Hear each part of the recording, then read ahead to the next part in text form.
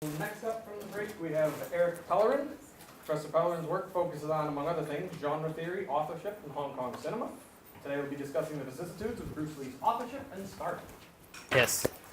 Hello, everybody. Good to see everybody back in the slightly less hot room, it feels like to me, but I'm not really sure.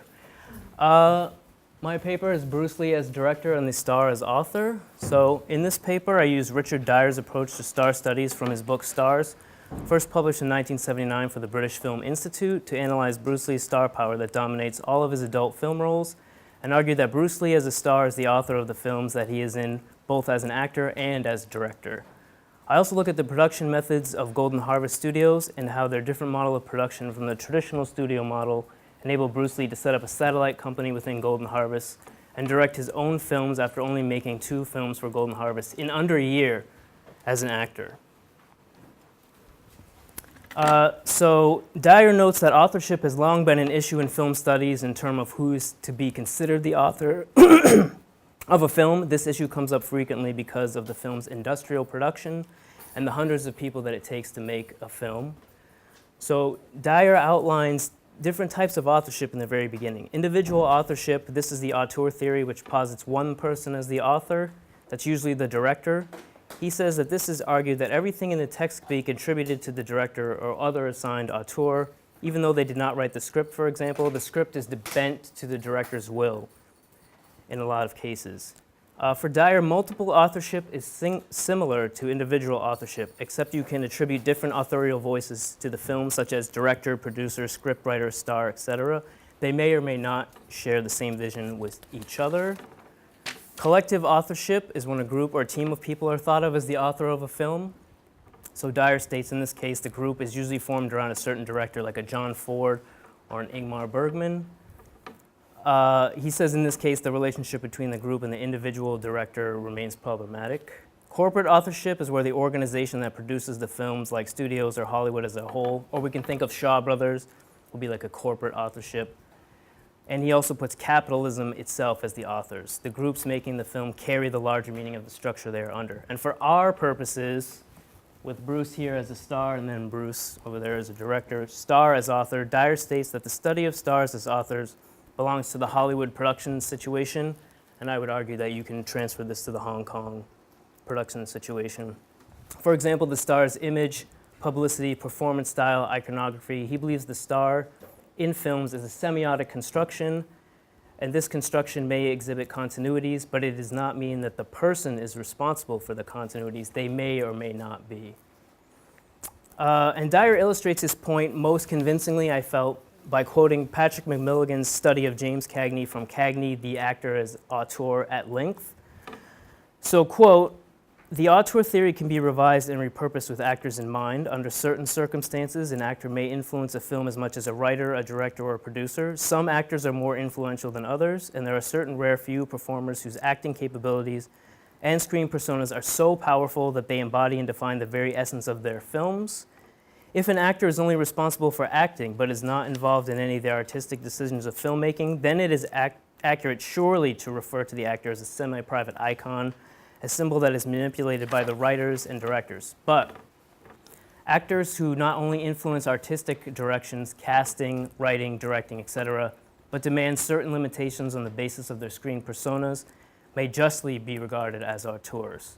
When the performer becomes so important to a production that he or she changes lines, ad-libs, shifts meanings, influences the narrative and style of a film altogether, signifies something clean-cut to the audience despite the intent of the writer or director, then the acting of that person assumes the force, style, and integrity of an auteur." And so this slide here, we can see Bruce Lee talking to Gil Hubbs, the primary Hollywood cinematographer on Enter the Dragon with Chaplin Chang, David Friedman, and the director of the film, Robert Klaus. So by all accounts, Bruce Lee had a very large role in influencing this production, even though he's not considered the director. He was very involved in the production. The descriptor of an actor as an auteur definitely fits with Bruce Lee and the films he made as an adult in Hong Kong and Golden Harvest, and in partnership with his own subsidiary company Concord, and they made Enter the Dragon as a partnership between Concord and Warner Brothers. So as I said, he had a hand in script changes, as noted by Matthew Polly and also noted by Chinese film magazines at the time. There's I don't have it, but there's a famous contract stipulation that he had. When he wanted to make films in Hong Kong, he demanded that he have certain control over stuff like choreography, script changes, etc. He had control of the fight choreography in all the scenes he were in. Obviously in Big Boss it was slightly less, but then later on he had almost total control. And he demanded that the film be called Enter the Dragon, and they were going to call this Han's Island, and they were very insistent, variations of something not Enter the Dragon, and really Bruce Lee's star power pushed it to become Enter the Dragon at the very last minute. Kyle Barrowman has also written about Bruce Lee and the star's author in his article, Bruce Lee Authorship, Ideology, and Film Studies, Part 1, in Offscreen, Volume 16, Issue 6, June 2012. Barrowman believes that use of authorship as an interpretive framework has direct applicability to analysis of Bruce Lee as a filmmaker. So Barrowman says, the first area where the concept of authorship appears to be the best method for classification and analysis is when the scholar turns his or her attention to the small number of star auteurs or star tours who have emerged out of the morass of feature film production with their appendants intact. This was quoting Knapp. So Barrowman tells us that Lawrence Knapp explains the concept of the star tour, which is a filmmaking entity that, quote, has possession of financial and artistic control over his or her film projects and iconography. Barrowman states that Knapp elucidates the concepts of the star tour in a passage where Knapp, similar to Dyer, says that star tours have a dialogue with their screen persona, and Knapp says that this relationship is self-reflective. This is directed by Clint Eastwood, 18 Films Analyzed. Dyer says that the star image in that star's actual life, it creates a tension on screen, and in the case of someone like Marilyn Monroe, which Dyer looks at, their self-reflexive image appears on the screen. So in the 7-Year Itch, Marilyn Monroe has no name until the end of the film when Tom Ewell asks her what her name is, and she says Marilyn Monroe to the audience and the screen. So I see this related to Bruce Lee's character in Enter the Dragon, where his name is just simply Lee in this one film. Barrowman gives examples of stars like Cagney and Cary Grant through to Marlon Brando, Steve McQueen, and up to Bruce Willis and Arnold Schwarzenegger. And in their cases, the directors were considered the nominal authors of films. In these cases, the stars dominate the film. So that's a point Dave Saunders made in Arnold Schwarzenegger and the movies. This is similar to what I believe happened with Bruce Lee and Lo Wei and Robert Klaus. Barrowman believes that true star tours had more control over their films, like Charlie Chaplin, Clint Eastwood, Woody Allen. Barrowman then includes Bruce Lee into this category, who, like the above, became part of popular culture, not just as a film actor. So Dyer says, I don't want this to blow away. Dyer says you also have to look at star image, and some stars controlled theirs, like Fred Astaire. Some contributed, some were part of a team like John Wayne. Others were purely a product of Hollywood. I believe Bruce Lee was totally in control of his star image and performance in Hong Kong. He learned to project himself as a star by emulating Steve McQueen, as noted by Matthew Polly and Bruce Lee: A Life. And his image of a kung fu fighting master was advertised by Golden Harvest as authentic. So this is actually from Four Seas Weekly, number 231, and I think the date is like April 71. Before he made Big Boss, they accorded him, he signed the contract, and you can see on the screen, jetting speedily ahead is Golden Harvest filmmaking machine, now and free, enforced by Bruce Lee's Jeet Kune Do, a technique that costs $275 per hour. You can see Bruce Lee's business card, professional consultation and instruction, $275 an hour, 10-session course, $1,000, more expensive stuff for overseas. By July, it's interesting, they say, Lee will be in Hong Kong starting the shooting fighting scene motion pictures. But really, he wasn't in Hong Kong. They actually flew him to Thailand, but this was before that actually happened. So, Dyer makes another point. He believes you have to accept the cases where the stars scripted and directed their films they were in, like Clint Eastwood, Charlie Chaplin, and Buster Keaton. He thinks you have to make a theoretical distinction between their role as a star and their role in the production. I disagree with Dyer here. In the case of Bruce Lee, his skill at directing was still not up to par, but his overwhelming presence as a star and a performer still make that the primary authorship role in Way of the Dragon, and 35 minutes of completed Game of Death footage, which you can see in John Little's documentary, A Warrior's Journey. Barrowman also believes that Lee does not have to be separated in these roles either, using that star tour concept. Bruce Lee had a special star quality that elevated him above other actors in his films. You want to watch him on screen above all others. This has been noted by Hong Kong critics for the Hong Kong Film Archive and Hong Kong Film Festival catalogs. This translates to the audience, which has the effect of him dominating all of the films he was in. They have become, in effect, Bruce Lee films, not Lo Wei films, not Robert Klaus films. I believe they have become Bruce Lee films. Dyer also says he deals with stars in terms of their signification, not with them as real people. He states that who they are as real people is an important aspect of how they signify, but we do not know them as real people. We can only find them as we find them in media texts. This is actually a slide from the book exhibition catalog from the Hong Kong Cultural Museum exhibition. They released a book, and as soon as his star immediately took off, he was the subject. He was on the cover of, these are mostly martial arts magazines, but he was on the cover of almost every magazine every day, all day. Like, he was under intense scrutiny. So Dyer believes stars are the capital of the studio. Robert A. Brody sees contracts of stars as a kind of monopoly. So I see this concept relating to Run Run Shaw. He tried to sign Bruce Lee to a standard 7-year, $200 a week contract. That was the first offer Bruce Lee got when he came to Hong Kong, and Bruce was like, I don't think so. He didn't want to be locked down like that, so Lee went with Golden Harvest for a 2-picture deal of $15,000 for 2 pictures. He wanted the more freedom aspect. He wanted to be able to have script changes. He would have had none of that with Shaw Brothers. So, despite Bruce Lee's disagreements with Lo Wei when he was being directed by him, Lee's first film as a director, Way of the Dragon, has many shots which are almost identical to shots in The Big Boss and The Fist of Fury. So for example, there's a long panning shot which introduces the cousins. I don't know if you guys remember this, but there's introducing the cousins at the house when he first shows up. Then there's a long panning shot which introduces the workers in Way of the Dragon. It's almost exactly the same shot. There's a fast panning blur in Big Boss, which acts as a wiper transition, and Bruce used this again in Way of the Dragon. Lee also uses a snap zoom in Way of the Dragon. This is used in Big Boss.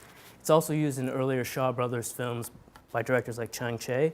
So in this slide, another one from 4C's Weekly, we can see Bruce Lee is actually with Lo Wei, and there's other pictures of him where they have like arms around each other. I mean, they weren't at each other's throats at all times, certainly when they first were starting out. Way of the Dragon is in fact loosely based on The Big Boss, as critics have pointed out, among them Tony Rayans in Narcissus and the Little Dragon, and Po Fung from the Hong Kong Cultural Museum. Structurally, both films are about a country bumpkin in a foreign land who defeats the foreign enemy with his kung fu. In Fist of Fury, Lo Wei used Sergei Leone-style close-ups of the combatant's eyes in the finale, and Bruce Lee uses a similar shot at the end of Way of the Dragon first character, and Chuck Norris in the final fight scene. Even though later he said he did not think very much of Lo Wei as a director, he ended up using a lot of Lo Wei's shots and methods of directing a kung fu film from those Lo Wei films that he was a star in.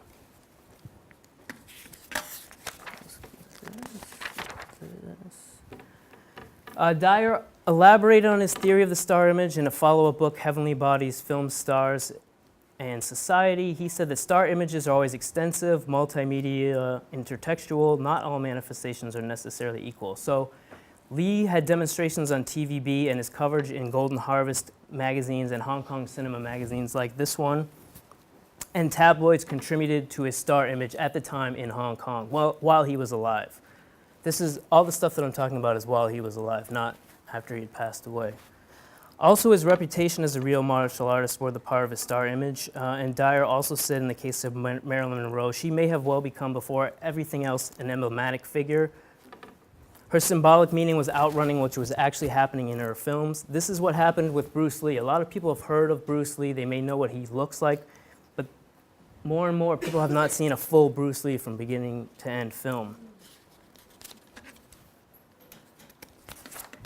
Okay, so Bruce Lee as a director in the Golden Harvest structure. So the most complete account so far that I can find of this is in Hong Kong Film Archive had a book, Golden Harvest Leading Times Leading Change in Leading Times, and Sec K's The Vicissitudes of Golden Studios from Factory-Oriented Production to Star System and Satellite Operations. So in this article, he outlines how Raymond Chow's experience at Shaw Brothers Studio led him to form Golden Harvest and change the way Hong Kong films were made. So Raymond Chow started out as Run Run Shaw's second in command. He left in 1970 to set up Golden Harvest with Leonard Ho and Long Feng. According to Kay, Chow realized the limitations of a vertically integrated studio, and he wanted to set up a new system of production based on New Hollywood. So this system worked with project-based contracts for actors and directors instead of Shaw's long-term exclusive 7-year contracts. Kay notes that Golden Harvest, quote, pioneered its star system as it tries to forge a close relationship with super idol Bruce Lee. In a groundbreaking move, the company granted freedom to its star, resulting in Lee's directing and starring in Way of the Dragon. By then a top-grossing movie actor, Lee was able to enjoy a profit-sharing deal and set up his own film company with Golden Harvest, Concord. Now there's been certain, Raymond Chow said it was a 60-40 deal. Bruce Lee himself and other people have said it was a 50-50 deal. I'm more inclined to think that it was supposed to be a 50-50 deal, and maybe Raymond Chow saw it otherwise, and they had disagreements in real life later on about distribution internationally and how much money Bruce was actually getting from the enormous profits of his films.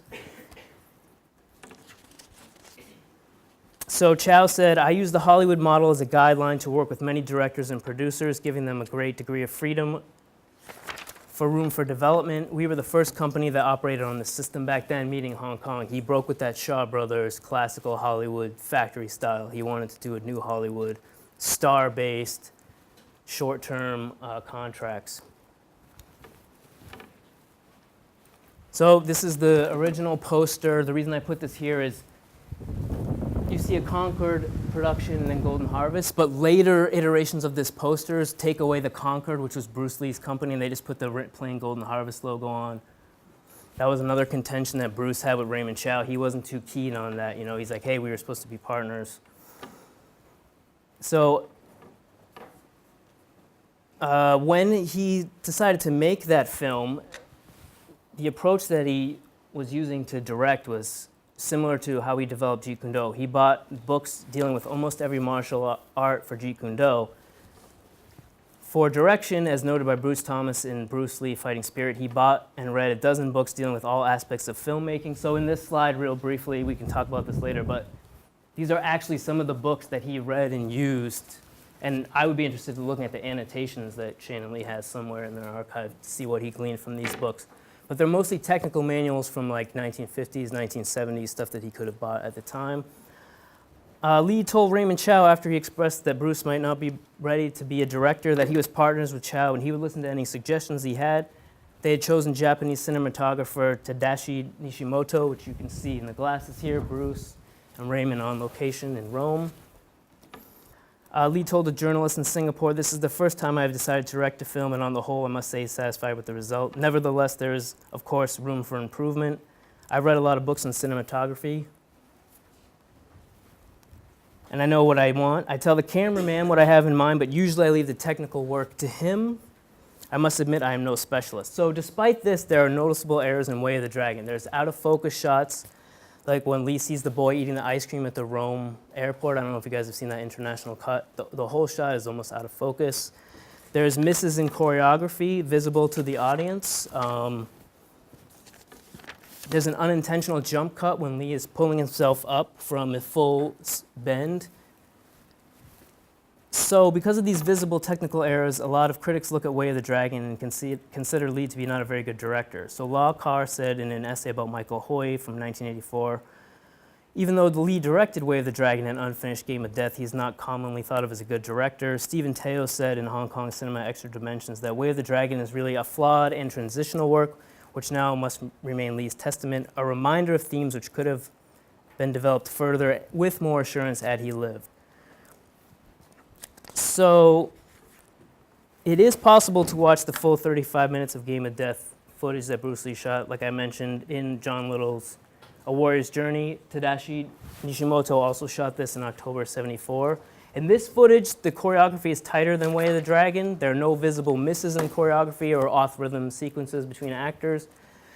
Lee is still using point-of-view shots as actors kicking to the lens. So some critics have said, that they made a distinction of Lo Wei was using point of view shots with people kicking and punching into the camera, and he said that Bruce didn't do that, but Bruce did that in Way of the Dragon and Game of Death.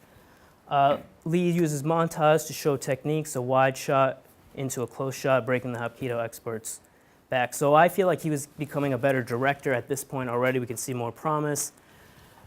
Real quick, Bruce directed this intro scene to Enter the Dragon. It was a second unit day, but those guys had left. Bruce directed this himself, and I think it's actually a much better example of his direction when they pan over from the temple to the azaleas right to this. There's none of those technical errors that we saw in Way of the Dragon. This is Bruce's actual hand-drawn schematic for that picture we just saw, where he's panned 3 foot out from focus on azaleas to the fight starting. That's his handwriting for himself, Bruce. And then lastly, these are the fight choreography drawings that he drew up for the final battles in Enter the Dragon, like Lee versus Han. There's one over there for the underground cave sequence, and this again is from that Hong Kong Cultural Museum exhibition. So that'll be it now, since time has run out.